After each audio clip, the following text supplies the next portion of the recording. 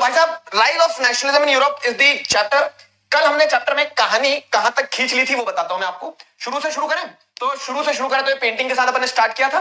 Fine, question थे Frederick सूरियो की painting के ऊपर, नेशन स्टेट वाला कॉन्सेप्ट समझा था हमने, फ्रेंच रेवोल्यूशन का आइडिया उठाया था कि कैसे फ्रेंच रेवोल्यूशन ने इंस्पायर करा रेस्ट ऑफ द यूरोप को। उसके बाद हमने ये भी देखा था कि कैसे फ्रांस में सेंस ऑफ कलेक्टिव बिलोंगिंगनेस लाने के लिए क्या क्या चेंजेस किए गए। नेपोलियन आया, नेपोलियन ने जो अपना नेपोलिक कोड लाया तो नेपोलिक कोड समझा हमने। नेपोलिक कोड के बाद में नेपोलियन का फॉल भी देखा हमने। फिर ये थीम और स्टोरी दोनों चल रही है अपनी। तो थीम में हमने वही एरिस्टोक्रेट्स के बारे में, मिडिल क्लास के बारे में, लिबरलिज्म के बारे में, कंजर्वेटिज्म के बारे में, रिवोल्यूशनरीज के बारे में, ये सारे आइडियाज को समझा।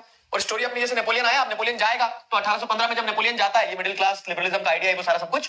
फिर नेपोलियन जब जाता है, मतलब नेपोलियन की जब हार होती है ना, उसके बाद कंजर्वेटिव्स पावर में आते हैं। तो कंजर्वेटिज्म क्या था, कंजर्वेटिव्स पावर में आने का ट्रीटी ऑफ वियना साइन करते हैं, वो पढ़ चुके हैं हम। ट्रीटी ऑफ वियना के बाद में हमने रिवोल्यूशनरीज के बारे में पढ़ लिया था, गजीबी मजीनी अगर ध्यान हो तो।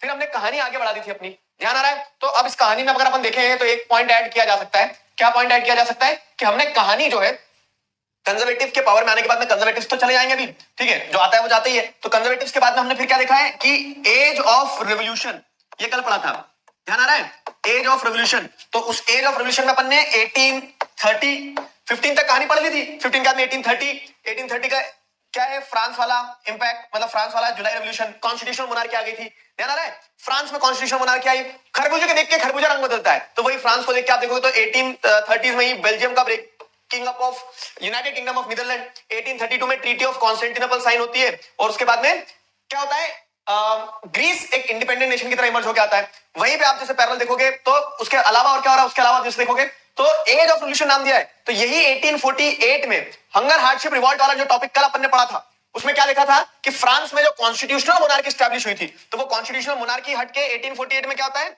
फ्रांस पूरी तरह से रिपब्लिक बन जाता है। तो ये इतनी कहानी हम पढ़ चुके हैं, ध्यान आ रहा है, इतनी कहानी हम पढ़ चुके हैं। क्लियर है सभी को? जरा एक बार मुझे थम्स अप दे दो चैट सेक्शन में। तो इतनी कहानी हम पढ़ चुके हैं, इस तरह से अपने इवेंट चल रहे थे, इतनी कहानी अपन यहां तक पढ़ चुके हैं। 1848 तक पहुंच गए अपन, है ना। चलो बढ़िया, कहानी तो चलती जा रही, अभी तो और चलेगी। 1848 तक पहुंच गए। तो रेवोल्यूशन ऑफ पुअर जो हुआ था, हमने ये वाला पूरा पढ़ा। France, Belgium, Greek war of independence में हमने देखा कैसे ग्रीस को आजादी मिली, ये पूरी कहानी देख ली थी। उसके बाद में हमने क्या करा था, उसके बाद में ये वाली भी कहानी देख ली थी। कौन सी वाली कहानी, हंगर हार्डशिप एंड रिवॉल्ट वाली, कि यूरोप में क्या हो रहा था। ध्यान आ रहा ना, मैं पूरा रिकॉल कर रहा हूं कि कल क्लास में जाते जाते कुछ बच्चे बोल रहे थे कि सर ये वाला पार्ट एक बार और। तो अपन ने क्या किया था, अगर आप थोड़ा फोकस करोगे तो अपन ने ये हंगर हार्डशिप रिवॉल्ट में ये पढ़ा था कि कैसे 1830s के बाद से ही यूरोप में पॉपुलेशन बढ़ रही थी। जॉब ढूंढने वाले लोग गांव छोड़ छोड़ के शहर में आ गए थे, वहां उनकी रेड कारपेट एंट्री नहीं हो रही थी, वहां काम की कमी थी, ठीक है, अनएम्प्लॉयमेंट बढ़ रहा था बहुत ज्यादा। उसी के पैरेलल जैसे आप देखोगे तो स्मॉल स्केल जो होम बेस्ड इंडस्ट्रीज थी, कॉटेज थे, वो लोग क्या है अपने प्रोडक्ट्स नहीं बेच पा रहे थे। चारों तरफ भुखमरी थी, पॉपुलिज्म वाला स्थिति थी, मतलब गरीबी थी। अब इस गरीबी में लोगों ने क्या बोला कि सारी फसाद का जड़ कौन है, राजा। और 1848 में फ्रांस की जनता जो है पेरिस के सड़कों पे उतर आती है, वहां के जैसे दिल्ली की सड़कों पे उतर आते हैं लोग, वैसा कैपिटल सिटी था पेरिस, और वो राजा के तरफ कूच करती है। और उस समय राजा कौन था, तो जो 1815 में लुई फिलिप को कॉन्स्टिट्यूशनल मोनार्क बनाया था ना, वही लुई फिलिप अब राजा बन के बैठा था। तो सॉरी 1830 में कॉन्स्टिट्यूशनल मोनार्क बनाया था, 1850 में तो उसको बॉर्बन डायनेस्टी के राजा को रिस्टोर करा था कंजर्वेटिव्स ने।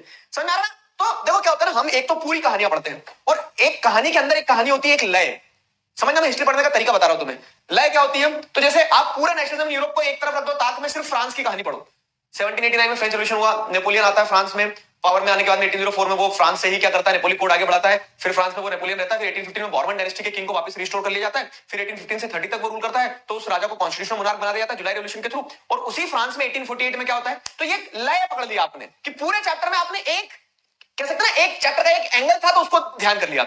इससे क्या होता है ना, इससे आपको चीजें रटना नहीं पड़ती, इससे आपको चीजें इंटरकनेक्ट होती है कि फ्रांस की बदौलत आप दूसरी चीजों को समझ लेते हैं। जैसे भी आगे आपको समझ में आएगा क्या, कि अगर आपसे ट्रीटी ऑफ कॉन्स्टेंटिनोपल कब साइन हुई पूछा जाए, अगर आपको फ्रांस की कहानी ध्यान है तो आपको पता है कि फ्रेंच कह सकते हैं कि फ्रांस में जो कॉन्स्टिट्यूशन मोनार्की स्टैब्लिश होगी उसके बाद ही चेंज हुआ, ठीक है। तो ऐसे क्या रहता है, ऐसी चीजें आसान हो जाती है कनेक्ट करना। समझे मेरी बात? कितने लोग समझ गए? तो दिस इज द गेम। हाँ, असली खेला होगा तो फ्रांस में हुआ था। तो अब वही मैं आपको यहां बता रहा हूं कि क्या होता है 1848 में जनता जो है वो जनता क्या करती है, जनता जैसे अगर आप देखेंगे तो रोड पर उतर आती है। जो राजा था Louis Philippe was forced to flee, उसको छोड़ के भागना पड़ा सिंहासन। और अब जो जनता थी उस जनता ने क्या कर लिया, अब जो जनता थी उस जनता ने अपने आप को रिपब्लिक बना लिया, ठीक है। अब जो जनता थी उसने अपने आप को रिपब्लिक बना लिया, एम्प्लॉयमेंट गारंटीड कर दिया उन्होंने कि रोजगार मिलेगा सभी को, ये सारा सब कुछ। 21 साल से ऊपर के सारे व्यक्ति को वोटिंग राइट दे दिया, सारा सब कुछ हो गया। National workshops were provided to provide employment to the people. तो ये आपको पूरा का पूरा मैंने क्या बना दिया, ये स्टोरी फ्लो भी समझा दिया था कल, है ना। अब आगे बढ़े, स्टोरी 1848 के आगे जाना चाहिए, स्टोरी आगे जाएगी, लेकिन उसके पहले एक और आइडिया है। क्या है आइडिया? वो जो आइडिया है वो आइडिया है romantic imagination and national feeling. तो इस आइडिया को अपन क्या करेंगे, आज कवर करेंगे, romantic imagination and national feeling. आ जाओ, बहुत अच्छे से समझना, मजेदार आइडिया है। ला ला ला ला ला, ठीक है। ऐसा हो रहा है कि तुम्हारे दिमाग में romantic imagination and national feeling सुनते से, तो ऐसा कुछ भी नहीं है, ठीक है। Romantic imagination and national feeling, यहां तक सारी चीजें समझ में आई? Are the things clear till here? Because when France sneezes, rest of the Europe catches cold. Yes. लय में पढ़ा दो भैया। हाँ, लय में पढ़ा रहा हूं दोस्त, ठीक है।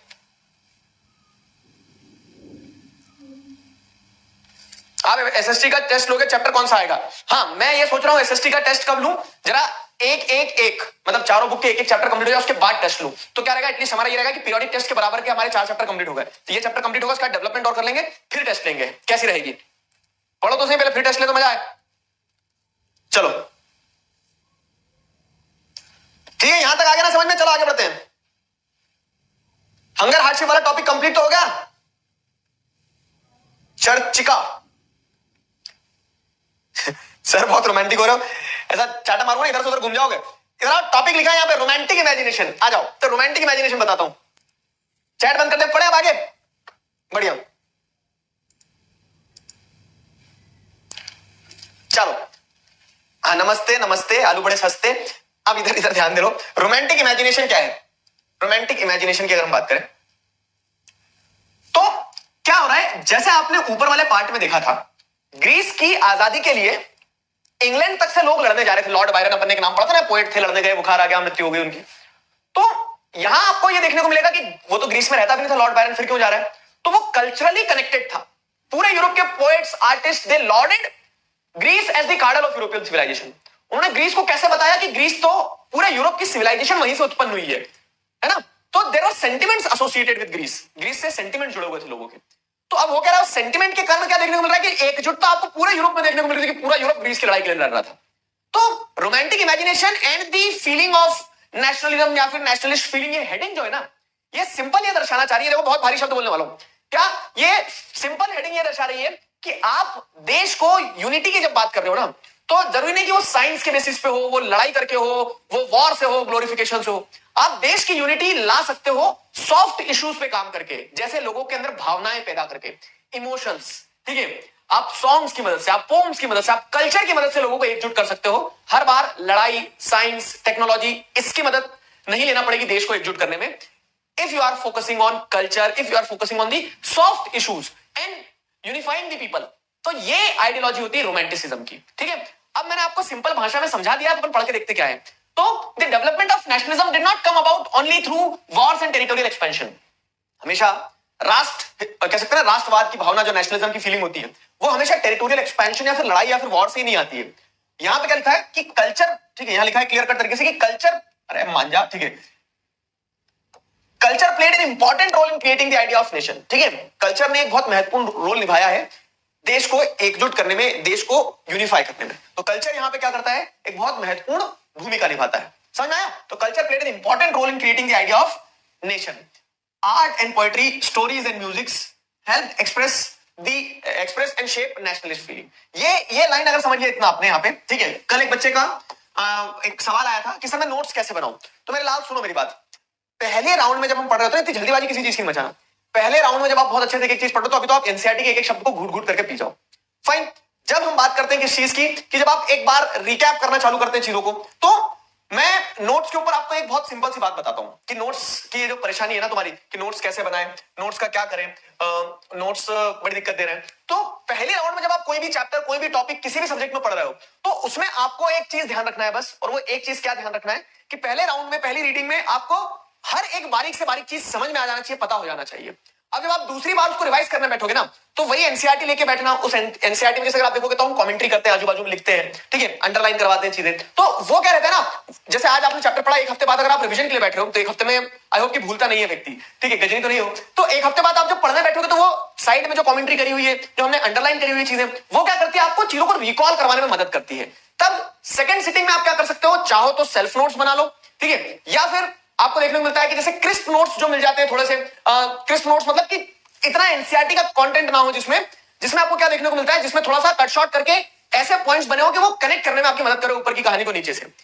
बेस्ट एडवाइजेबल होता है कि सेल्फ नोट्स हो, लेकिन कुछ बच्चे तो आलसी होते हैं, ठीक है, तो आप लोग क्या कर सकते हो, आप लोग हमारे द्वारा बनाए गए नोट्स भी इस्तेमाल कर सकते हो। मैंने हर एक चैप्टर के नोट्स जो बनाए हैं, जो स्लाइड्स पे आपको वीडियो देखने को मिलते हैं, वो सब कुछ अपने टेलीग्राम चैनल पर, नेक्स्ट टॉपर्स के ऐप पर, ये सारी जगह पे अपलोड करके रखा है, तो वो नोट्स आप वहां से भी डाउनलोड कर सकते हो। लेकिन जब पहला राउंड चल रहा है हमारा क्लास के अंदर ना, तो उसमें आपको क्या करना है, उसमें एकदम बारीक से बारीक चीजों पर ध्यान देना और अच्छे से पढ़ते जाना है। एनसीईआरटी में आप जो वहां पे कमेंट्री कर सकते हो, चीजें अंडरलाइन कर सकते हो, मैं करवा रहा हूं, वो जरूर करते चलना, खाली हाथ मत बैठने के बड़ा मजा आ रहा है, पेंसिल लेके बैठा करो। तो ये नोट्स का सीधा सा सोल्यूशन मैंने तुम्हें दे दिया, समझ गए, ठीक है, आगे बढ़ते हैं। तो क्या बता रहा था मैं तुम्हें, हाँ, फ्लो तोड़वा दिया ना पूरा।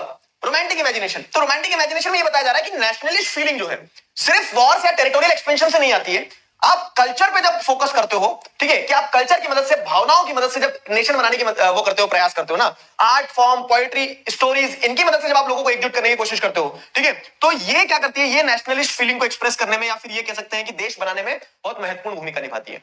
रोमांटिसिज्म की अगर बात करें तो सिंपल है, तो a cultural movement which sought to develop a particular form of nationalist sentiments, whereby आपको क्या देखने को मिल रहा है कि रोमांटिक आर्टिस्ट जो है, वो रोमांटिक आर्टिस्ट और पोएट्स जो है, तो they generally criticise the glorification of reason and science.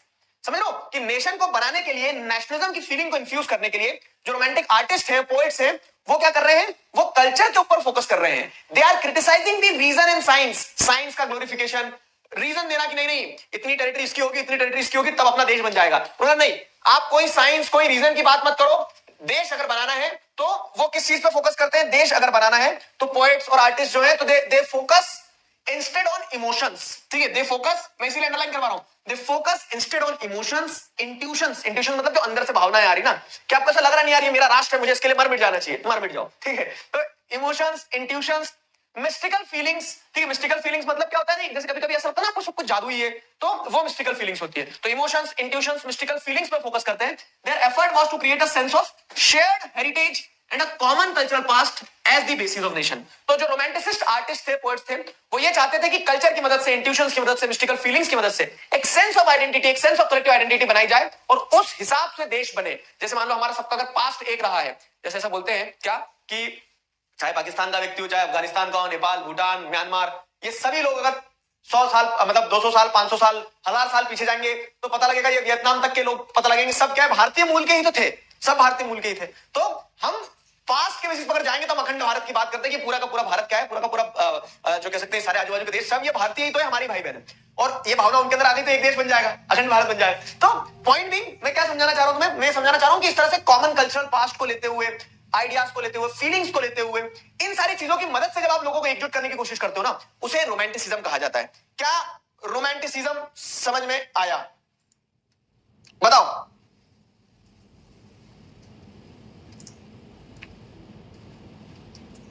क्या रोमांटिसिज्म समझ में आया? स्लम, स्लम यहां पे कहां लिखा है? रोमांटिसिज्म क्लियर है? छुट्टी कब होगी? देख देख देख, मानस बहुत मारूंगा बेटा, ऑनलाइन ही पिटाई कर दूंगा मैं। उर्वशा, उर्वशा क्या हुआ? जब मैं पूछता हूं आया नहीं आया तो थम्स अप दिया करो, ठीक है, एक बार और, ठीक है, एक बार और बता रहे, 10 बार बताऊंगा, तुम पूछो तो सही, प्लीज रिपीट, हाँ, ओके। नहीं, आप एक बार एनसीईआरटी पढ़ दी ना पूरी, तो मैं तुम्हें आइडिया समझा दूंगा अच्छे से।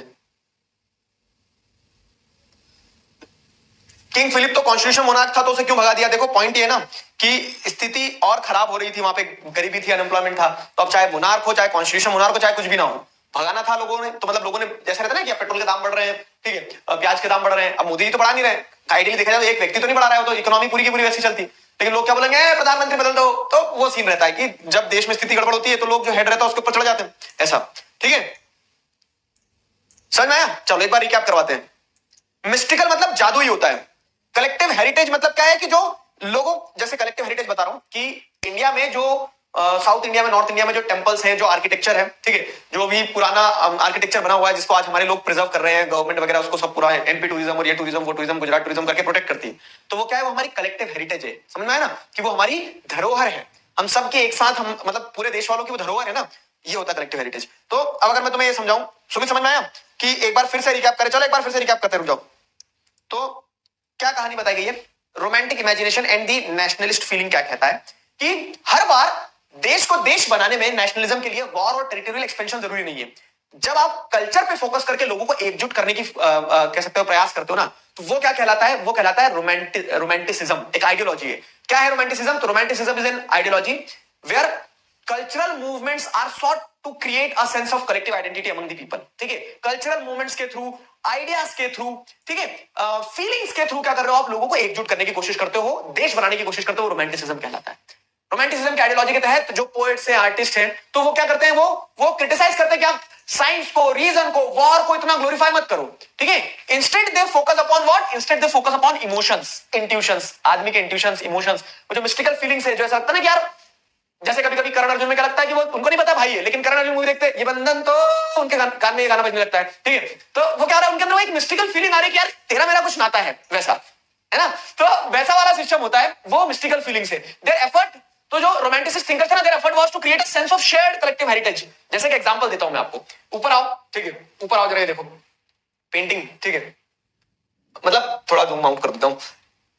पेंटिंग है वो, तुम ज्यादा दिमाग में चलाओ। तो पेंटिंग में क्या होता है, जैसे अगर आप देखोगे तो ये पेंटिंग में क्या होता है, ये पेंटिंग में दिखाया कि मैसेकर एट चियोस, ठीक है, Eugene Delacroix. Eugene Delacroix one of the most renowned, Eugene Delacroix कौन है? One of the most renowned painter रहे हैं इस टाइम पीरियड में, 19th सेंचुरी के।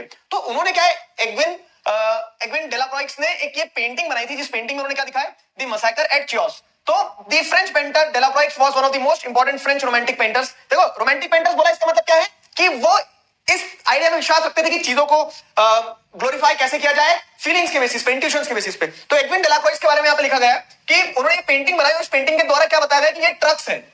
बोलोगे सर क्या मजाक करते हो, घोड़ा है और ट्रक्स बोल रहे हो? ट्रक्स नहीं, टर्क्स है, ठीक है। तो टर्क्स मतलब कौन से वाले? तो टर्क्स यानी जो टर्की के लोग थे। अब वो टर्की वाले लोग कौन थे? ऑटोमन एम्पायर, ध्यान आ रहा है? वो ऑटोमन एम्पायर के अंडर में था ग्रीस। अब ये जो नीचे लोग प्रताड़ित बैठे हुए हैं ना, जैसे महिला परेशान है, पुरुष परेशान है, दादी परेशान है, तो ये टर्क्स जो है, ये टर्क्स क्या कर रहे हैं? इन लोगों को परेशान कर रहे हैं। तो यहाँ पे वो एग्विन डेलाक्रॉइक्स ने अपनी इस पेंटिंग में यही बताया गया है कि ग्रीस को इंडिपेंडेंस दिलवाना इसलिए जरूरी है क्योंकि उसके साथ क्या हो रहा है? अत्याचार हो रहा है। तो अब पूरा यूरोप जो है, पूरा यूरोप क्या है? ग्रीस के टुवर्ड्स क्या है? सेंटिमेंट्स। सो बेचारा ग्रीस, हम लड़ेंगे, ग्रीस को आजादी दिलवाएंगे, चलो कुछ मदद करते हैं। समझ में आ रहा है? तो एक sense of collective belongingness on the basis of emotions was created. तब ग्रीस के लिए क्या है? सिंपैथी पूरे यूरोप में डेवलप हुई होगी। समझ में आया? तो ये पेंटिंग के थ्रू वही बताया जा रहा है कि एक इंसिडेंट बताया गया कि 20,000 ग्रीक्स को जो है क्या कर दिया गया था? मार दिया गया था टर्क्स के द्वारा on the island of Chios, ठीक है, by dramatising the incident, focusing on the suffering of women and children and using vivid colours. तो ये क्या है ना, रोमांटिसिस्ट पेंटर क्यों बोला गया? कि उन्होंने अलग अलग कलर का इस्तेमाल करते हुए ऐसा बताया कि महिलाओं ने बेचारों ने सफर किया होगा, ठीक है, बच्चों को परेशान किया गया होगा, टर्क्स जो है इन्हें आताताई बताया गया होगा कि ब्रूटल तरीके से उन्हें मारपीट मचा दी होगी, ठीक है। Appeal to the emotions of the spectators and create sympathy for the Greeks, ठीक है। तो ग्रीस के लिए क्या है? सिंपैथी क्रिएट की गई है इस पेंटिंग के थ्रू। समझे कि समझे मेरी बात? समझ में आया कि नहीं? समझ गए ना? तो वो चीज रहती है यहाँ पे, वो चीज रहती है। तो अब मैं उम्मीद कर रहा हूं अब तुम्हें रोमांटिसिज्म अच्छे से समझ में आ गया होगा कि आइडियोलॉजी क्या है रोमांटिसिज्म की बेसिकली। फाइन, तो अब अगर हम इसको क्या करते हैं, अब इसको अगर हम यहाँ पे फ्लो अपना सेट कर लें, तो फ्लो सेट करने पे हमें क्या पता चल रहा है कि फ्लो सेट करने पे हमें पता चल रहा है ये आइडिया है किसका? रोमांटिसिज्म का। रोमांटिसिज्म का आइडिया, ठीक है, ये रोमांटिसिज्म का आइडिया होगा। अब आइडिया के बाद में आपको क्या देखने को मिलता है? एग्जांपल्स, रोमांटिसिज्म के एग्जांपल्स। तो जब ये यहां से यहां वाले पार्ट से एग्जांपल्स चालू होते हैं, ठीक है, यहां वाले पार्ट से पूरे एग्जांपल्स चालू होते हैं, ठीक है। यहां से अपन एक एक करके सारे एग्जांपल समझते चलेंगे। क्लियर होना यहां तक? चलो बढ़िया, बेहतरीन। तो अब यहां पे क्या देखने को मिलता है आपको? तो रोमांटिसिस्ट थिंकर जो फोकस करते हैं किस चीज पे? रोमांटिक इमेजिनेशन पे, to create a sense of collective identity. मैं बहुत आराम से धीरे धीरे प्यार से पढ़ाते चल रहा हूं। आई वांट कि एक भी बच्चा पीछे ना रहे, सब साथ में चलो, सबका साथ सबका विकास, ठीक है। अब की बार पता नहीं किसकी सरकार। तो अब जैसे अगर आप यहां देखोगे तो एग्जांपल्स में दिया गया है कि अदर रोमांटिक्स, ठीक है, अब रोमांटिसिस्ट लिखा हो, रोमांटिक्स लिखा हो, रोमांटिक थिंकर लिखा हो, पेंटर लिखा हो, तो तुम समझ जाओगे गलत रास्ते पर नहीं जाओगे। रोमांटिक लिखा है तो रोमांटिसिज्म का मतलब ही क्या है कि जो फीलिंग्स, इमोशंस, इन सारी चीजों पे फोकस करके देश को एकजुट करने की बात करता है। तो other romantics such as German philosopher Johann Gottfried Herder, पकड़ लो जरा, पहला एग्जांपल ही हो गया। अब एग्जांपल लिखा रहेंगे कि how romanticism played a very important role, तो वो एग्जांपल का सारा मैं आपको पॉइंट बताते चल रहा हूं, ठीक है। तो जैसे German philosopher Johann Gottfried Herder का नाम आता है, इन्होंने क्या किया, जर्मनी के यूनिफिकेशन के लिए वही रोमांटिक आइडियाज का इस्तेमाल किया है, ठीक है। तो he claim that true German culture was to be discovered among the common people, das Volk, ठीक है। दास वॉल्क जर्मन वर्ड हो गया, दास वॉल्क का मतलब क्या हो गया, कॉमन पीपल। तो जोहान गॉटफ्रीड हर्डर क्या बोलते हैं, तुम लड़के मारपीट की करके जर्मनी को जर्मनी नहीं बना पाओगे। अगर जर्मनी बनाना है तो ट्रू जर्मन कल्चर जो आपको जर्मनी के कॉमन पीपल के अंदर देखने को मिलेगा, ठीक है। जर्मनी के कॉमन पीपल को एक साथ जोड़ दो जिनके अंदर जर्मनी बैठा हुआ है, तो बाहर आपको जर्मनी बनता दिख जाएगा, ठीक है। तो ये जोहान गॉटफ्रीड हर्डर ने एक एग्जांपल दिया, it was through folk song, ठीक है, it was through folk poetry, it was through folk dances that the true spirit of nation, nation के लिए जर्मन वर्ड होता है वॉक्सिस्ट, ठीक है। तो उन्होंने क्या कहा, जोहान गॉटफ्रीड हर्डर ने, उन्होंने कहा कि अगर आपको जर्मनी को जर्मनी बनाना है ना, पहले जर्मनी जैसा कुछ था ही नहीं, अलग अलग टेरिटरी थी, प्रुशियन एम्पायर था, तो अभी देखेंगे हम जर्मनी यूनिफिकेशन भी। तो उन्होंने ये कहा कि आप जर्मनी को जर्मनी अगर बनाना है तो सॉन्ग, फोक पोएट्री, फोक डांस, इन सारी चीजों का इस्तेमाल करके एक जर्मन नेशन बना सकते हो, ठीक है। was popularized, तो ये folk song, poetry, folk dance and the true spirit of nation was popularized by Johann Gottfried Herder. So collecting and recording these form of folk culture, folk मतलब क्या होता है ना, जैसे हम बोलते हैं ना folk dance, तो folk dance क्या होता है, folk dance है ना लोकल लेवल पे जो डांस हो रहा है, जैसे कालबेलिया डांस होता है राजस्थान में, देखा तुमने, अलग अलग डांस जो होते हैं, तो ये क्या है, ये folk dance का फॉर्म है, ठीक है। ये वहां के लोकल, जैसे हम कह सकते हैं क्या, बिहार में जो क्या कह सकते हैं, वो भोजपुरी नहीं, क्या होता है, छठ, हाँ, छठ पूजा के टाइम पीरियड में जो लोकगीत गाए जाते हैं, ठीक है, छठी माई करके जो जो लोकगीत गाए जाते हैं, तो वो क्या है, वो वहां का कह सकते हैं ना लोकगीत है, लोकगीत यानी फोक सॉन्ग, लोक नृत्य यानी कि फोक डांस। तो यही फोकस किया गया, एक एग्जांपल दे रहे हैं कैसे रोमांटिक आइडियाज जो है नेशनलिस्ट फीलिंग को क्रिएट करने में एक इंपॉर्टेंट रोल पे करते हैं। तो जैसे जर्मनी में एक फिलोसोफर थे जोहान गॉटफ्रीड हर्डर, उन्होंने ये कहा कि true German culture common people के अंदर है, ठीक है। आपको क्या करना होगा, वहां के folk dance, folk tales, folk stories को कलेक्ट करना होगा, तब आप क्या करवा पाओगे, देश को बना पाओगे। और इसीलिए जो रोमांटिसिस्ट थिंकर्स थे, तो they started collecting and recording these forms of folk culture and it was considered as essential to the project of nation building. राष्ट्र विकास में इस कॉमन कल्चर को, लोकल कल्चर को जिंदा रखना बहुत एसेंशियल माना गया। एक एग्जांपल हुआ, ठीक है। तो अपन ने एक एग्जांपल में अपन ने क्या लिख सकते हैं, अपन यहाँ पे एग्जांपल्स में एक अपन लिख देते हैं, ठीक है, ये गॉटफ्रीड हर्डर, ठीक है, गॉटफ्रीड हर्डर लिख दो, समझ जाओगे ना गॉटफ्रीड हर्डर से, ठीक है, गॉटफ्रीड हर्डर, ठीक है, गॉटफ्रीड जर्मनी, एक एग्जांपल ही हो गया। आगे बढ़ते हैं, और तो अब आगे आपको क्या देखने को मिलता है, अभी इसके क्वेश्चन एक साथ कर लेंगे सारे, अब जैसे आगे बढ़े, ठीक है। तो आगे बढ़ने पे आपको क्वेश्चन सारे एक साथ उठा के कर लेंगे, हाँ। आगे बढ़ने पे आपको पता चलता है कि और एग्जांपल रोमांटिसिस्ट थिंक करके, मैंने इसीलिए कल वाला टॉपिक नहीं करवाया था ताकि आज आपको उसको बेहतर, अपने आप में रोमांटिसिज्म एक स्टैंड अलोन टॉपिक है तो उसको समझ में आया, ठीक है। तो फिर अगर हार्डशिप रिवोल्ट वो कंटिन्यूटी में था तो इसके लिए वहां करवा दिया, ठीक है। तो अब क्या है, आप जैसे अगर आगे देखोगे एक बार और जूम करने दो, हाँ। दूसरा एग्जांपल जैसे देखें तो एग्जांपल 2 हो जाएगा, फाइन। तो दूसरा एग्जांपल में दिया गया है कि और कैसे फीलिंग्स पे, कल्चर भी, हाँ। तो बोलोगे सर कल्चर, यहां जैसे अगला एग्जांपल लैंग्वेज का आ गया, तो बोलोगे कि लैंग्वेज में क्या फीलिंग है सर, वो कल्चर का पार्ट है। और जब कल्चरल मूवमेंट, कल्चर यानी क्या होता है, आपकी संस्कृति, अब जब संस्कृति के साथ लोगों को जोड़ने की कोशिश करते हैं ना, तो वो भावनाओं से जुड़ता है, फीलिंग से, इमोशन से जुड़ता है ना। तो दूसरा एग्जांपल क्या दिया गया, the emphasis on vernacular language and the collection of local folklore was not just to recover an ancient national spirit but also to carry the modern nationalist message to the large audience who were mostly illiterate। किस तरह से culture पे focus करके आप nationalist feeling को strong कर सकते थे, तो उसका एक एग्जांपल है वर्नाकुलर लैंग्वेजेस को कलेक्ट करना। वर्नाकुलर लैंग्वेज मतलब क्या होता है, लोकल लैंग्वेज। जैसे भारत में आप देखोगे कौन सी भाषा चलती है, तो मेजोरिटी में जैसे हिंदी बोली जा रही है, आज तो इंग्लिश भी मेजोरिटी की भाषा हो गई, ठीक है। उसके बाद आप देखेंगे तमिल है, कन्नड़ है, तेलुगु है, मराठी है, गुजराती है, पंजाबी है, बहुत सारी भाषाएं। लेकिन उसके बावजूद भी अगर आप देखोगे ना, अब जैसे मध्य प्रदेश की बात करते हैं, तो मध्य प्रदेश में आपको क्या देखने को मिलेगा, आपको और रीजनल लैंग्वेजेस देखने को मिलेगी। जैसे बुंदेलखंडी एक भाषा है, ठीक है, बुंदेलखंडी एक भाषा हो जाएगी। फिर आप जैसे देखोगे तो निमाड़ी एक भाषा हो जाएगी, आलेंगारो, ठीक है।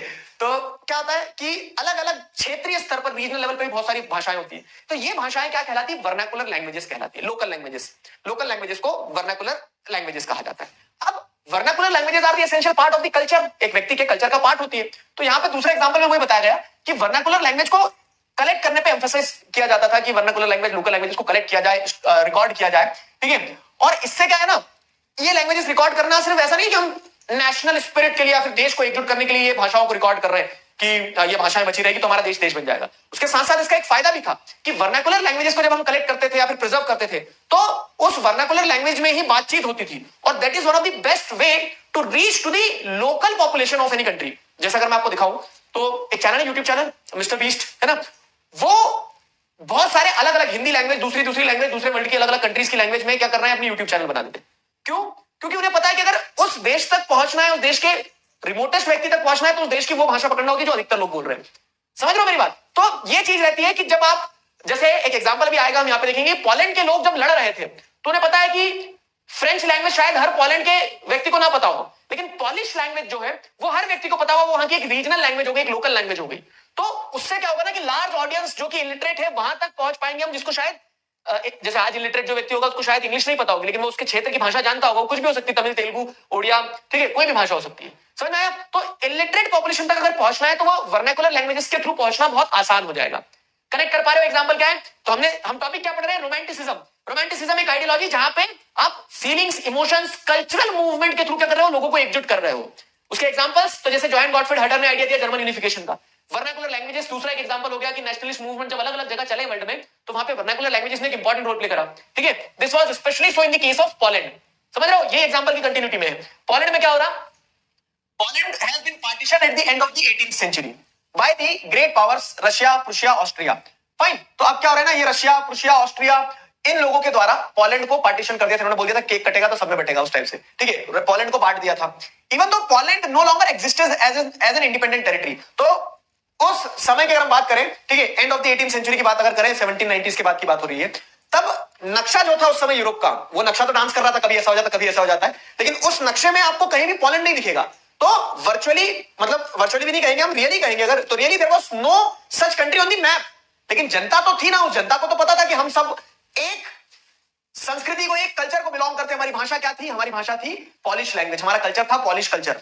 समझ आ रहा है? जिसके ऊपर अभी क्या है, पॉलिश करने की जरूरत है, क्योंकि वो सब कुछ क्या हो गया, लोगों ने हमें हमारी टेरिटरी को डिवाइड कर दिया है, क्योंकि उस समय पे नेशन स्टेट जैसा कुछ होता नहीं था। रूलर्स होते थे, रूलर्स जैसा काट ले बांट ले उस टाइप से चलता था सिस्टम। तो अब क्या देखने को मिल रहा है एग्जांपल के तौर पे कि पोलैंड जो कि एग्जिस्ट नहीं करता था, even though Poland do not no longer existed as an independent territory, लेकिन वहां पे नेशनलिस्ट फीलिंग लोगों के अंदर कैसे अलाइव रखी गई? लड़ सकते थे? नहीं। टेरिटोरियल एक्सपेंशन करके? नहीं। उन्होंने रोमांटिसिस्ट आइडियाज के थ्रू, उन्होंने कल्चर पे फोकस करके अपने अंदर नेशनलिस्ट फीलिंग को अलाइव रखा, ठीक है। यहां पे वही बताया गया। तो nationalist feeling was kept alive through music and language, ठीक है। तो जैसे पॉलिश लैंग्वेज हो गई उनकी, म्यूजिक, तो अब जैसे यहां पे एक नाम दिया गया कैरोल कुरपुंस्की, ठीक है। कैरोल कुरपुंस्की एक व्यक्ति थे, एक पॉलिश नेशनलिस्ट थे, ठीक है। He celebrated the national struggle through his operas and music, turning folk dances like polonaise and mazurka into nationalist symbol. तो ये आपका एक और एग्जांपल हो जाएगा, ठीक है। वर्नाकुलर लैंग्वेज एक एग्जांपल होगा कि कैसे वर्नाकुलर लैंग्वेजेस पे फोकस करके एक लार्ज ऑडियंस तक, जो कि मोस्टली इलिटरेट होती थी, उस तक पहुंचा जा सकता था। ये एक एग्जांपल हो गया। एक एग्जांपल आप क्या लिख दोगे? यहां लिख दोगे।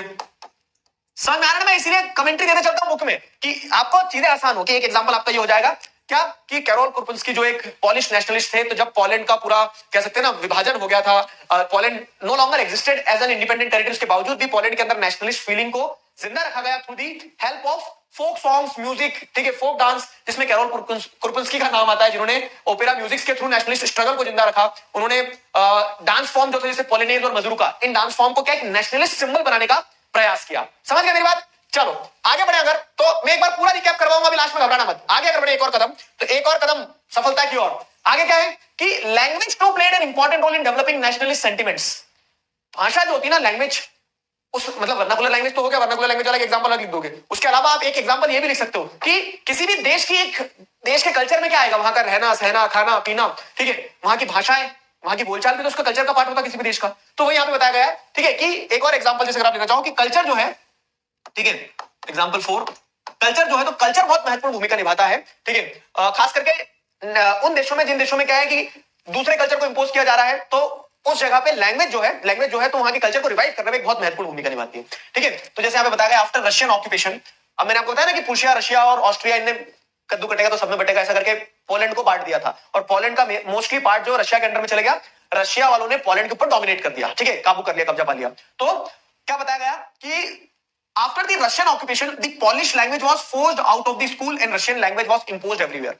तो जब रशियन ऑक्यूपेशन हो गया पोलैंड की धरती पे, तो फिर पॉलिश, अब पोलैंड तो एग्जिस्ट नहीं करता मैप पे, क्यों पॉलिश लैंग्वेज पढ़ाएंगे, क्यों पॉलिश लैंग्वेज में बात करेंगे, क्योंकि रशियन डोमिनेंस था वहां। तो रशियन अथॉरिटीज ने क्या बोल दिया, हटाओ स्कूल से पॉलिश लैंग्वेज वगैरह को सबको खत्म कर दो, ठीक है।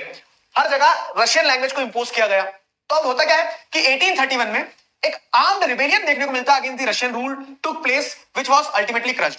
तो लोगों ने हथियार उठा लिए 1831 में, आपको देखने को मिलता है अगेंस्ट द रशियन डोमिनेंस, ठीक है, जो कि बाद में दबा दिया गया, क्रश कर दिया गया। लेकिन वो पोलैंड के लोग जो थे, तो अपनी भाषा अपने कल्चर को लेकर इतने, कह सकते हैं ना, इतने दृढ़ संकल्पित थे कि वो हथियार तक उठा लिए। उनको दिख रहा था कि हार निश्चित है, लेकिन आपकी हार और जीत के परे आपके प्रयास मायने रखते हैं, तो वो प्रयास वो कर रहे थे। तो आगे क्या देखने को मिलता है, following this many member of clergy in Poland begin to use language as a weapon of national resistance, ठीक है। तो ऐसा होता है ना कि क्या, अब वो लड़ नहीं सकते थे रशियन डोमिनेशन के अगेंस्ट में पॉलिश लोग, तो उन्होंने भाषा को अपना हथियार बनाया। उन्होंने बोला कि तुम हमें मार दोगे, लेकिन हमारे अंदर जो भाव है हमारे देश को बनाने को लेके, जो हमारी संस्कृति से हमारी भाषा से जुड़ा हुआ है, उसे कैसे मारोगे, ठीक है। तो बहुत सारे जो क्लर्जी क्लास, रूलिंग क्लास के लोग थे जो रशियन डोमिनेंस के अंडर में थे, वो क्या करते थे, वो पॉलिश लैंग्वेज को एज ए नेशनलिस्ट कह सकते हैं क्या, सिंबल की तरह यूज करने लगे, ठीक है। अगर आप देखोगे तो following this many member of clergy class in Poland began to use language as a weapon of nationalist resistance, ठीक है। Polish was used for church gathering and all religious instruction। Sunday के दिन जब चर्च में लोग मिलते थे, तो चर्च के अंदर तो पुलिस अथॉरिटीज घुस के नहीं देखेगी, तो वहां लोगों को एकजुट करने के लिए, ठीक है, पॉलिश लैंग्वेज में लोग एड्रेस किया जाता था। As a result, a large number of priests and bishops were put in jail or sent to Siberia by the Russian authorities। और जो पकड़ में आ जाते थे, तो उसके चलते क्या बहुत सारे प्रीस्ट वगैरह को जेल तक पहुंचा दिया गया as a part of punishment. कि उन्होंने क्या किया, उन्होंने रशियन लैंग्वेज में क्यों नहीं प्रीच किया, उन्होंने पॉलिश लैंग्वेज में क्यों प्रीचिंग्स दी, मतलब भाषण वगैरह, फिर कह सकते हैं ना जो जैसे संतों का जो काम होता है, तो वो उन्होंने क्या कर सकते हैं कि पॉलिश लैंग्वेज में क्यों किया, रशियन लैंग्वेज में करना था उन्हें, ठीक है। The use of Polish came to be seen as a symbol of struggle against Russian dominance, ठीक है। तो ये मैंने 4 एग्जांपल दिए और रोमांटिसिज्म को समझाया आपको। अब मैं आपको एक होमवर्क क्वेश्चन दे रहा हूं, ठीक है। आप होमवर्क क्वेश्चन लिखो जरा। होमवर्क क्वेश्चन क्या है, होमवर्क क्वेश्चन ये है, रिकॉल भी करवा रहा हूं, हाँ पूरा भी समझना। What do you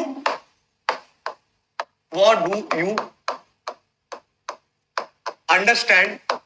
What do you understand by the term? लिखो जरा, करके लाना, रोमांटिसिज्म।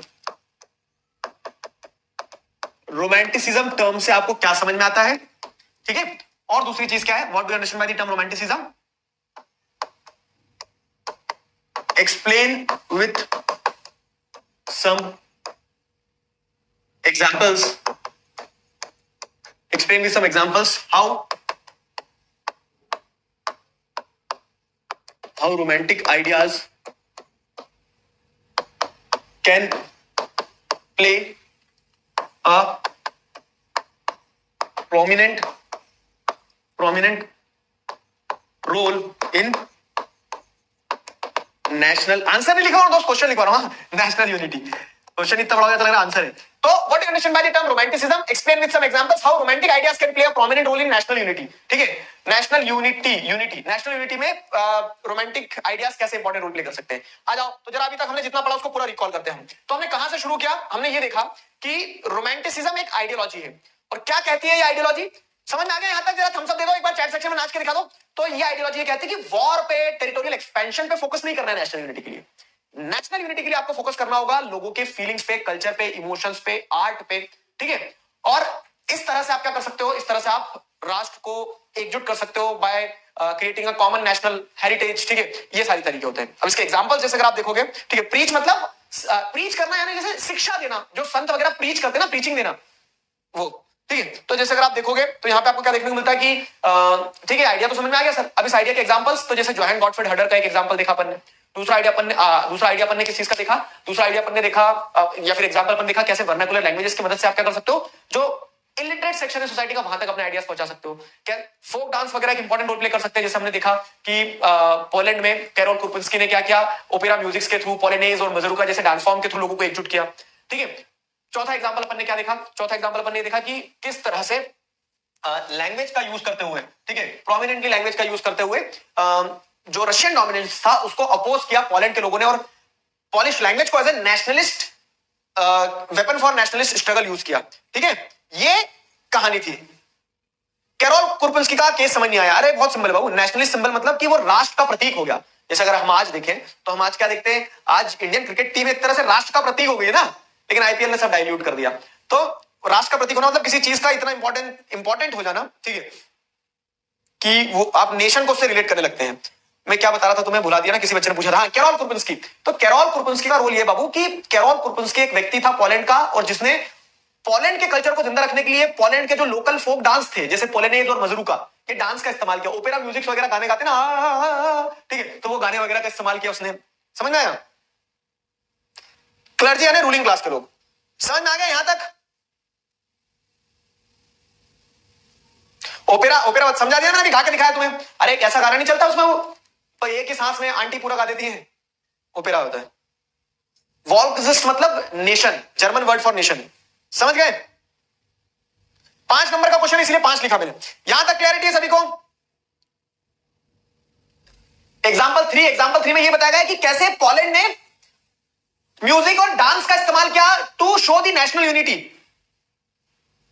नेशनल फीलिंग मतलब राष्ट्र की भावना आना लोगों के अंदर। क्लास खत्म नहीं हुई, अभी बहुत मारूंगा।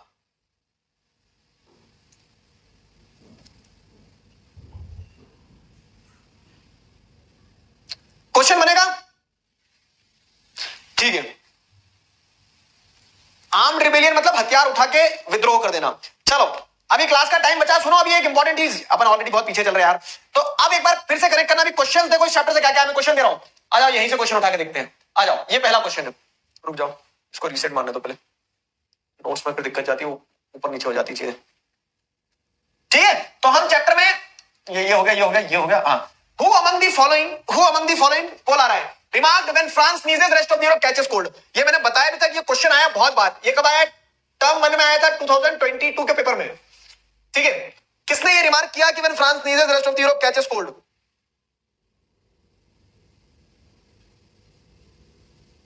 When France sneezes rest of Europe catches cold, who remarked this?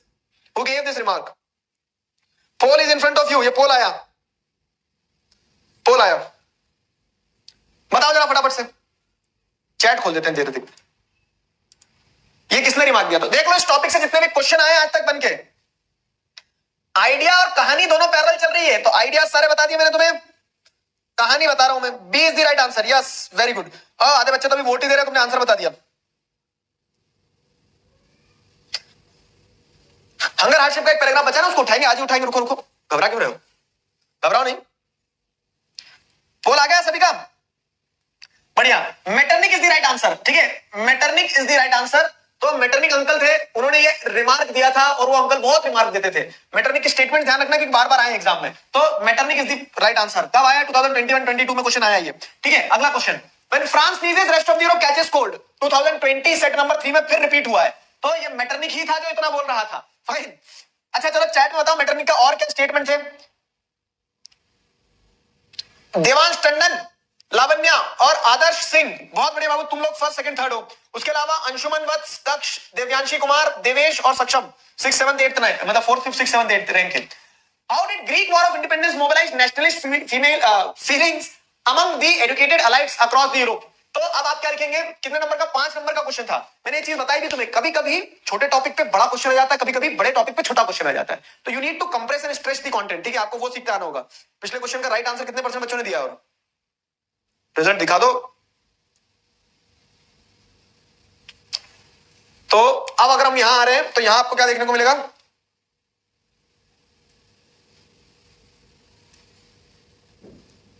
ये क्वेश्चन में क्या देखने को मिलेगा? How did Greek war of independence mobilise nationalist feeling. तो अब आप, अच्छा एक और देखो टिप दे रहा हूं, एक इंपॉर्टेंट टिप।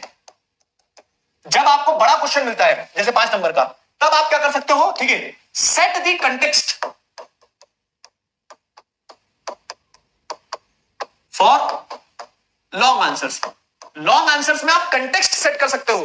पिछले क्वेश्चन में मात्र 40% बच्चों ने सही आंसर दिया था। मैं है ना तुम्हारा भरमा बना दूंगा मार मार के, अगर तुम सही तरीके से आंसर। आधे बच्चे गलत आंसर देते हैं, आधे। ठीक है, हाँ, गुजी मजीनी के बारे में स्टेटमेंट बोला था, डेंजरस मैन ऑफ मोनार्की नहीं, Metternich considered Mazzini as the greatest enemy of our social order. ठीक है, तो मतलब आवर सोशल ऑर्डर है कि उसने मोनार्कीज के लिए कहा था। चलो क्या यहां पे आए अगर हम, तो how did Greek war of independence mobilise nationalist feeling among the educated elites across Europe. तो आपको देखने को मिलता है क्या क्या set the context for long answers, ठीक है, लंबे आंसर्स के लिए कंटेक्स्ट सेट किया करो। तो यहाँ पे अपन कंटेक्स्ट क्या सेट कर सकते हैं, यहाँ पे कंटेक्स्ट ऐसे सेट करो कि ग्रीक वॉर ऑफ इंडिपेंडेंस जो है, ठीक है, तो आप लिखेंगे पूरा बैकग्राउंड बताओ क्या कि ग्रीस जो था वाज अंडर, अब ये 5 नंबर का क्वेश्चन है तो 5 नंबर के क्वेश्चन में आप क्या कर सकते हो, इस तरह से कंटेक्स्ट सेट कर दो कि 5 नंबर में 5 पॉइंट कहां से बनाओगे, तो उसका कंटेक्स्ट सेट करो, Greece was under Ottoman empire. समझे ना, आंसर राइटिंग टिप दे रहा हूं, बहुत इंपॉर्टेंट। अधिकतर बच्चों को यह दिक्कत होती है कि सर 5 नंबर में क्या लिखे इसमें समझ नहीं आता, कितना बढ़ाए कितना घटाए। तो एक ही पॉइंट को, इंडिया में कुतुब मीनार है, कुतुब मीनार इंडिया में है, मैंने देखा था वो वहीं खड़ा है, तो वो एक ही बात को बार बार घुमाते हो आप और उसमें फिर नंबर करते हो, फिर बोलते हो कि 5 नंबर के क्वेश्चन में 4 ही नंबर देते हैं टीचर, 1 नंबर पता नहीं क्यों काट लेते, मेरी पता नहीं क्या दुश्मनी है उनसे, मैं तो क्या बोल सकते हैं कि वो एक लड़की को बहुत ज्यादा नंबर देते हैं, मुझे नंबर, तो फिर तुम पता नहीं अपना क्या क्या गणित लगाने लगते हो। तो पॉइंट ये है कि टीचर अगर आपका नंबर काट रही है तो इस कारण काट रही है क्योंकि क्या हो रहा है कि तुम कटवाने वाले काम करते हो नंबर, ठीक है। तो अब जैसे अगर हम देखें यहाँ पे, तो अगर क्वेश्चन 5 नंबर का आपको इतना आंसर नहीं पता है तो एक ही पॉइंट को रिपीट करने की जगह कंटेक्स्ट सेट करूं, अब आगे पीछे की चीज लिख दो, ठीक है। अब ग्रीक वॉर ऑफ इंडिपेंडेंस ने नेशनलिस्ट फीलिंग कैसे, अगर 2 नंबर में पूछा तो सीधा लिखना है, तब घुमाना नहीं है, और वहां उल्टा काम करते हो क्योंकि अगर वो आंसर आता है तो उसमें फिर दिए जा रहे हैं, पता नहीं कितना 8 10 25 50 किलो आंसर लिख के आ जाते हैं उसमें। तो जितने नंबर का क्वेश्चन, माथा देखो तिलक लगाओ, मतलब कि जितने नंबर का सवाल है उतने पॉइंट लिखना है बेयर मिनिमम। तो ऐसे शुरू करेंगे कि Greece was under Ottoman empire, ठीक है। अब आप जैसे देखेंगे तो इसमें क्या हो रहा है कि यूरोप के जो पोएट्स और वो थे, मोबिलाइज नेशनलिस्ट फीलिंग, अब ये समझना है यहाँ पे, तो पोएट्स एंड आर्टिस्ट जो थे, ठीक है, यूरोप के, तो उन्होंने इसको क्या है, cradle of European civilisation, cradle of European civilisation बताया। पूरे पेपर में 80 नंबर के पेपर में मैं तुम्हें एक चीज बता रहा हूं, मात्र 5 से 10 नंबर का क्वेश्चंस ऐसे होते हैं जो ट्रिकी होते हैं, बाकी 70 नंबर का पेपर जो होता है आसान होता है, बिलीव मी। और वो जो 10 नंबर 15 नंबर का जो खेल रहता है ना, वही खेल रहता है। बाकी ये मुझे आज सुनो मेरी बात, ऐसा फूल के गुब्बारा मत हो जाना, मैं बहुत कॉन्फिडेंस के साथ ये बात कह सकता हूं, क्या जितने बच्चे क्लास में बैठे हैं, तुम साल भर कंसिस्टेंटली पढ़ते रहोगे, 80 में से 70 नंबर तुम्हारे कहीं नहीं जा रहे हैं। पूरा कंसिस्टेंसी का खेल है, क्योंकि कहानी पता है और आंसर लिख के आ जाओगे, आंसर लिखना मैं सिखा दूंगा। वो 10 नंबर की फाइट रहती है कि वो 80 में से 80 कैसे लाना है, तो उसमें ही ये बारीकियां सीखना होती है। अब कुछ बताओ सर टेंशन ही नहीं, अपन तो 70 में भी खुश है, क्यों खुश है, जब आपकी पोटेंशियल है, ठीक है, तो आप 80 लाओ, 90 लाओ, 95 लाओ, ठीक है, 80 में से extra marks for good hand writing.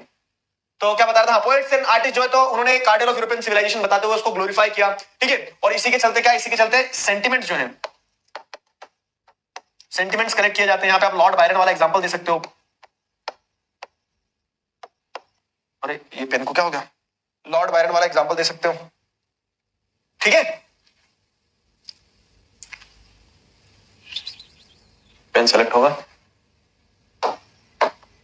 Lord Byron वाला एग्जांपल दे सकते हो, ठीक है। उसके बाद में अब देखो, एक बार फिर क्वेश्चन पढ़ लो, फिर आंसर लिखने के बाद में, individual mobilise nationalist feeling among educated, हाँ, तो इसके चलते क्या होता है, इसके चलते जैसे अगर आप देखोगे तो जितना भी एजुकेटेड, मतलब एक कंक्लूजन हो जाएगा आपका, ठीक है, कि जो एजुकेटेड अलाइट्स थे, तो वो क्या है, सेंटिमेंट्स, नहीं सेंटिमेंट्स वाला पॉइंट हो गया, एजुकेटेड अलाइट्स जो थे तो दे हैड सिंपैथी, ठीक है, they had sympathy for Greece, Greece के लिए उन सारे लोगों के मन में सिंपैथी थी, और therefore they organised fund and supported Greece for its independence. समझ गए। इंग्लिश वीडियोस आज अपलोड नहीं हो क्या, अभी हो जाएंगे, कोई चिंता वाली बात नहीं है, हो जाएंगे, रुक जाओ। समझ गए मेरी बात, समझे कि नहीं, ये हो गया क्वेश्चन। तो इस तरह से ध्यान रखते चलना हर एक क्वेश्चन का answer. How did the treaty of Constantinople of 1832 recognise Greece as an independent nation, तो आपको ये समझना होगा, 2 नंबर का क्वेश्चन है, सटीक लिखेंगे 2 नंबर में किस तरह से, कि ट्रीटी ऑफ कॉन्स्टेंटिनोपल के बाद में क्या होता है कि ग्रीस जो है उसको क्या हो गई थी, इंडिपेंडेंस मिल गई थी, और जिसके चलते ऑटोमन एम्पायर से वो अलग हो गया। ऑटोमन एम्पायर, ठीक है, it was disintegrated from Ottoman empire, ठीक है, तो ऑटोमन एम्पायर से डिसइंटीग्रेट हो गया, ग्रीस को इंडिपेंडेंस मिल गई, ठीक है।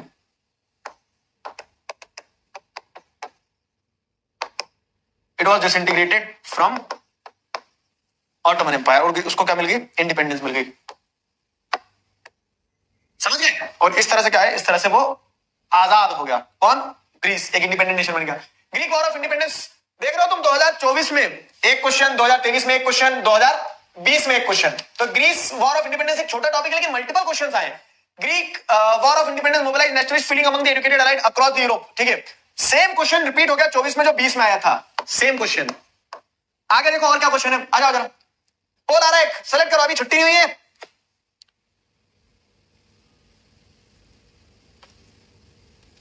पॉइंट समझ में आ रहे हैं जो मैं इंपॉर्टेंट चीजें बताते जा रहा हूं, इन इंपॉर्टेंट चीजों को नोट करते चलना। लिखो जरा फटाफट आंसर दो इस पोल का। The German philosopher Johann Gottfried Herder belong to which one of the following school?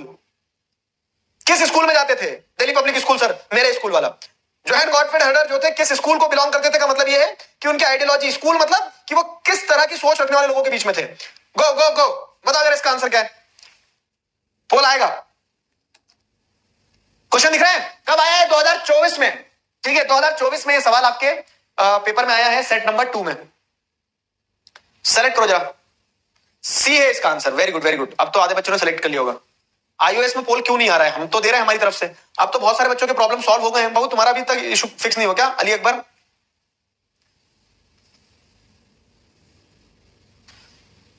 ठीक है, C is the right answer. Romanticist या फिर रोमांटिसिज्म स्कूल को, थॉट प्रोसेस को बिलोंग करते थे। Describe the role of romanticism in developing nationalist feeling among European. Romanticism का role बताओ। तो ये हमने आपको होमवर्क क्वेश्चन में दिया है, जाना है वही 4 एग्जांपल्स। क्या? तो इसमें आप क्या लिखेंगे? एक डेफिनेशन और 4 एग्जांपल्स। ये हो गया आंसर कि कैसे रोमांटिसिज्म ने नेशनलिस्ट फीलिंग लोगों के अंदर डेवलप करी। तो आप वो क्या कर सकते हो, 19th सेंचुरी का मतलब कह सकते हैं कि पहले रोमांटिसिज्म को डिफाइन करो, डेफिनेशन जो हमने स्टार्टिंग में पढ़ी, और 4 एग्जांपल दे दो। नहीं नहीं, एक नंबर का है। ये देखो, यही गलती होती है, नजर हटी की दुर्घटना घटी। एक नंबर का है, describe the role of romanticism in developing nationalist feeling in Europeans during the 19th century. तो आप ये बताओगे कि 19th सेंचुरी में other than war and territorial expansion, the focus was given on the feelings, emotions and culture to create a sense of collective identity और nationalist feeling. वो romanticism हो गया। सिंपल, एक नंबर का है तो डेफिनेशन। ठीक है, सिंपल डेफिनेशन।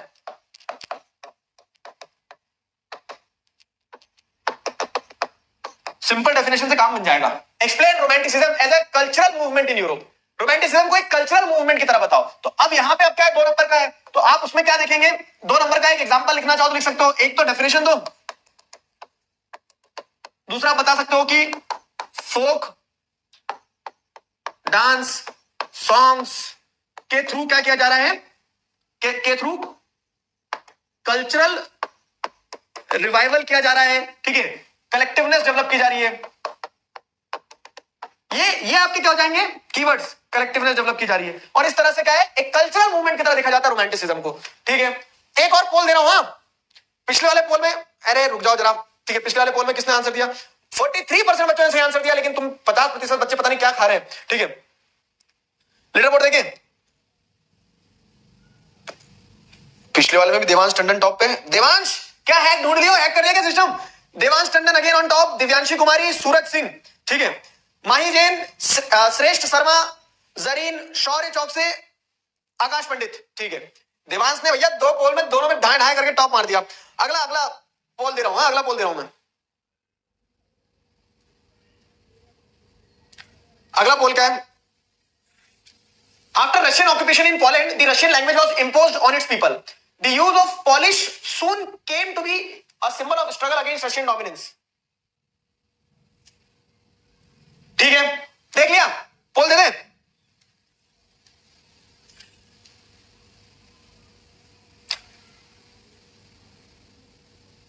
ठीक है,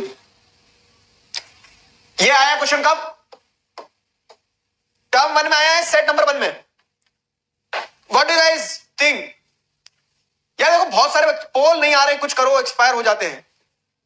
तुम इधर पोल वाले में जाओ ना, आप दिखेगा। अभी आ गया, जैसे भी चल रहा है मेरे इसमें काउंटिंग दिखा रहा है मुझे, 25 सेकंड 23 सेकंड और बचे।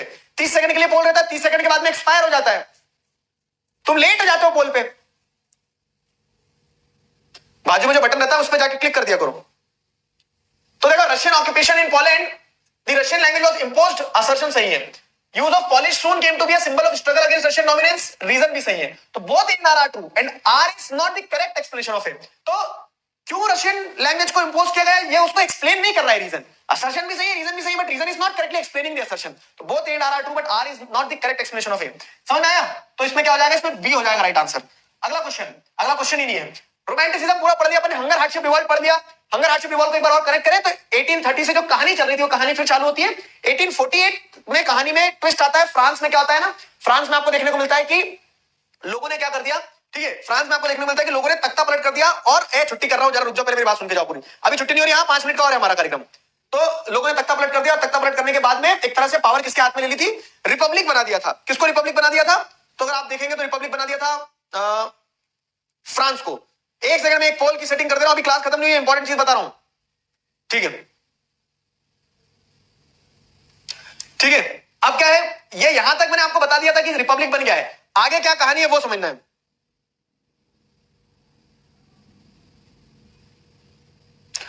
फाइन, अब आ जाओ, क्या है, एक छोटा सा 3 लाइन का टॉपिक है वो खत्म कर लेते हैं अपन। तो छोटे से 3 लाइन के टॉपिक को खत्म कर लेने से होगा क्या कि कल अपन जो है, कल अपन ये रेवोल्यूशन ऑफ लिबरल्स वाला टॉपिक उठाएंगे। ठीक है, कल रेवोल्यूशन ऑफ लिबरल्स वाला टॉपिक अपन आसानी से उठा पाएंगे। 3 लाइन का टॉपिक क्या है पता है कि कहानी आप जैसे देख रहे हो, तो कहानी हमारी 1848 पे आ गई थी। 1848 पे फ्रांस क्या हो गया, रिपब्लिक बन गया था। अब फ्रांस के रिपब्लिक बनने के बाद में, फ्रांस के रिपब्लिक बनने के बाद में एक और यहां पे चीज बताई गई है, जो एज ऑफ रेवोल्यूशन चल रहा है ना, तो उस एज ऑफ रेवोल्यूशन में कहानी बताई गई है कहां की, 1845 वीवर्स इन सिलिशिया।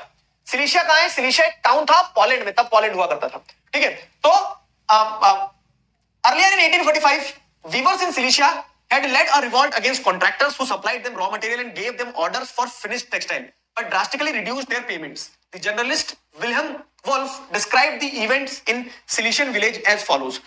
बहुत ज्यादा आपको ध्यान नहीं रखना है इस पे, लेकिन एक दो बार क्वेश्चन आया, इसके लिए मैं आपको बता रहा हूं कि क्या चीज ध्यान रखना है कि एज ऑफ रेवोल्यूशन टॉपिक के अंदर पढ़ रहे हैं अपन ये सारी चीजें। तो एज ऑफ रेवोल्यूशन में बताया जाए कि कहां जगह जगह किस तरह से रेवोल्यूशन आ रहे हैं। तो अपन ने 1830 से चालू करा, फ्रांस में कॉन्स्टिट्यूशनल मोनार्की, बेल्जियम की कहानी, Greek war of independence, France में रिवॉल्ट बाय पुअर पीपल भी देखा, जिससे फ्रांस रिपब्लिक बन गया। और वैसा ही एक और रिवॉल्ट का, एज ऑफ रेवोल्यूशन जब पढ़ रहे हैं तो एक और रिवॉल्ट का एक एपिसोड दिया गया है कि 1845 में सिलिशिया में, सिलिशिया एक जगह है पोलैंड में, तो सिलिशिया में क्या है, जो वीवर्स होते हैं ना, जो कपड़ा वपड़ा बुनते हैं, तो उन वीवर्स ने उनके कॉन्ट्रैक्टर्स के अगेंस्ट में रिवॉल्ट छेड़ दिया।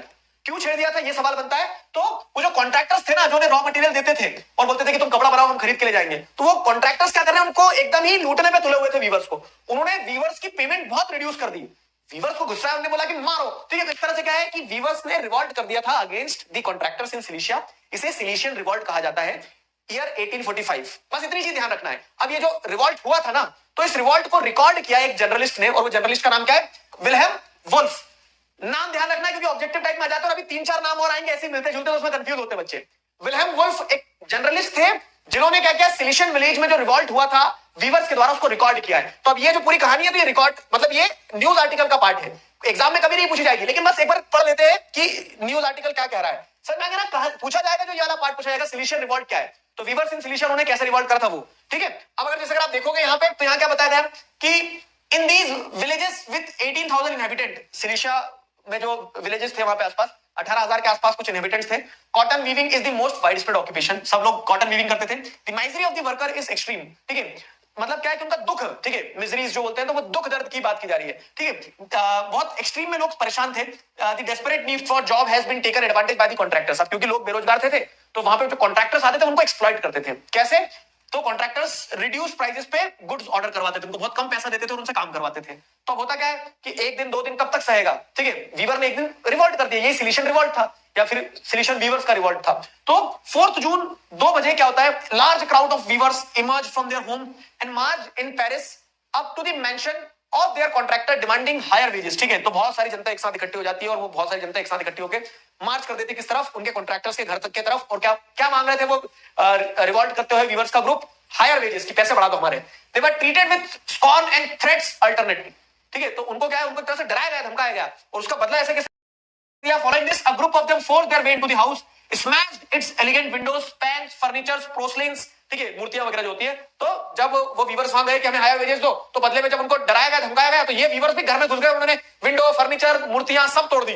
Another group broke into store house and plundered it of supplies of clothes which they tore to shreds। ठीक है, मतलब कुछ लोग क्या है, उनके स्टोर रूम में घुस गए, ग्रेन्स, कपड़े जो जो थे सब फाड़ दिए, चीर दिए और ले लेके भागने लगे। The contractors fled with his family to a neighboring village। ठीक है, कॉन्ट्रैक्टर ने देखा कि बहुत गुस्से में आ गए लोग तो व्यूअर्स तो कॉन्ट्रैक्टर भाग गया बाजू वाले विलेज में, however refuse to shelter such a person, ठीक है, नेबरिंग विलेज, वो नेबरिंग विलेज में गया लेकिन उसको नेबरिंग विलेज में भी कहीं शेल्टर नहीं मिला, ठीक है, he return 24 hours later having requested the army in exchange that followed 11 weavers were shot, और बाद में जब वो लौट के आया तो आर्मी लेके आया पोलैंड में, ठीक है, और उस आर्मी को जब वो लेके आया तो बदले में 11 लोगों के ऊपर गोलियां चल गई। तो ये न्यूज एक्सट्रैक्ट एग्जाम में नहीं पूछा जाएगा, लेकिन ये वीवर्स इन सिलिशिया जिन्होंने रिवॉल्ट किया उसकी कहानी है।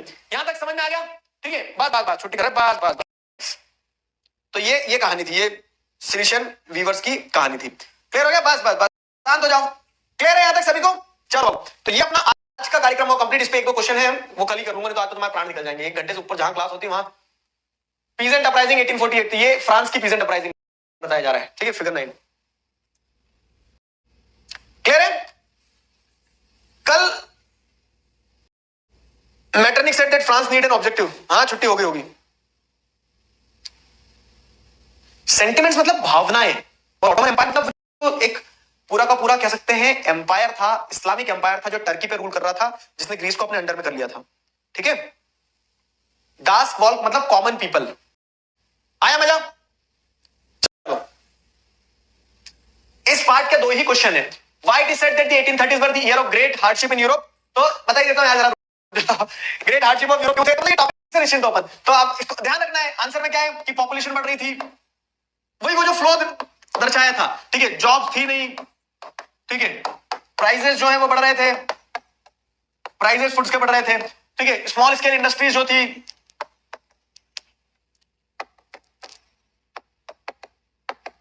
Small scale industries were suffering, ठीक है, पॉपुलिज्म की स्थिति बन चुकी थी। तो वो पूरा हंगर हार्डशिप वाला जो सेक्शन है ना, वो आ जाएगा इस क्वेश्चन के आंसर में, 1830 वाला हंगर हार्डशिप वाला। Until the 19th century, poverty and hunger were common in Europe. तो same as previous. Hunger hardship revolt वाला जो टॉपिक है उसका सवाल है ये। फाइन, चलो खत्म करें। कल अपन कहां मिलेंगे? कल अपन दी एज ऑफ रेवोल्यूशन, मतलब ये 1848 दी रेवोल्यूशन ऑफ लिबरल्स वाला टॉपिक, ये भी इंटरेस्टिंग है, इसको उठाएंगे कल, ठीक है? ठीक है भावना? चलो ऐसे नहीं होता छोटे बच्चे, एक चम्मच और खा लो, एक चम्मच और खा लो, एक चम्मच और खा लो, बस बढ़िया बढ़िया। देखो चिड़िया, एक चम्मच और खा लो, वही होता है तुम्हारे साथ। इतना पढ़ लो। पॉइंट ये हो, थोड़ा सा हम बहुत धीरे चलते हैं तो थोड़ा समय तो दो, 1 घंटा 15 मिनट तो दिया करो यार मुझे, ठीक है? चलो क्लियर है? नोट्स तुम्हें, ये नोट्स जो है ये नोट्स ऐप पे मिलेंगे। वो जो मैं स्लाइड वाले नोट्स बोल रहा हूँ वो भी ऐप के फ्री सेक्शन में जाना तो वहां स्लाइड पे मिल जाएंगे, टेलीग्राम चैनल पे मिल जाएंगे, ठीक है। सारे नोट्स मैं सबको दे चुका हूं, मेरे पास कुछ नहीं है, जेब खाली है, ठीक है, खाली आता है तो खाली हाथ जाएंगे, ठीक। समर वेकेशन अभी देंगे, समर वेकेशन। चलो bye bye, good night, take care, कल मिलते हैं, bye bye bye bye, good night.